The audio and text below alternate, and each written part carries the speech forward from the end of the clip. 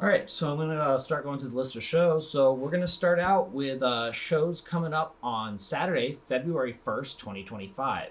So first up, we have Schmigadoon, based on the TV show at the Kennedy Center. I haven't seen this show, but some family members said they enjoyed it. They're going to go check it out. That's running January 31st through February 9th, 2025. The series it's based on is on Apple TV. Go and check that out if that's something you're interested in. I have a link to the production on the description of the video.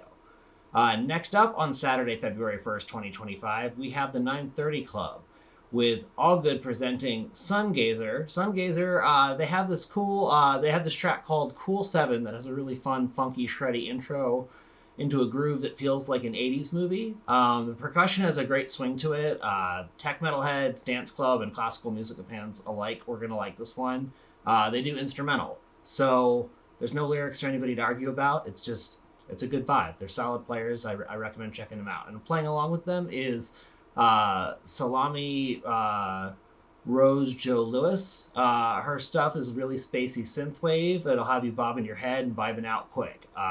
Great mix of instrumentation that fills the audio spectrum with haunting, echoey vocals. Next up, there's a show at Tallyho, which is on 19 West Market Street in Leesburg, Virginia, tallyhotheater.com. There's a Bon Jovi tribute band called Shot Through the Heart. Bon Jovi is a big 80s kind of glam rock metal stuff, kind of around the same era as Twisted Sister and a lot of that other stuff, kind of the resistance to the early era of the parental advisory stickers and kind of more social conservatism coming down against rock and roll is when a lot of his music was coming out, to give you some context for it. So this should be a fun show.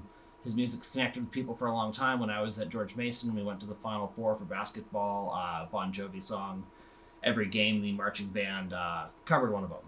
So I feel like his music definitely has a lot of fans here in the Northern Virginia area. It'll probably be a fun show to check out. And playing along with them is Side Piece. Next up, there's a show at the Howard Theater at 620 T Street Northwest in Washington, D.C. It's going to be a K-pop club night. Doors at 10 p.m., $25 cover. There's a link to where you can get tickets in the description, and this event is going to be 18 plus. Next up, we have a show at Jam and Java on 227 Maple Avenue East in Vienna, Virginia. Big Richard, the Shoats.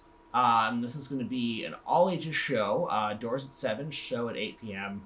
$20 cover. I got to briefly listen to these folks the other day. It seemed like kind of like folk psych rock. Seemed like fun stuff. So if you're into rock, I'd suggest checking these guys out.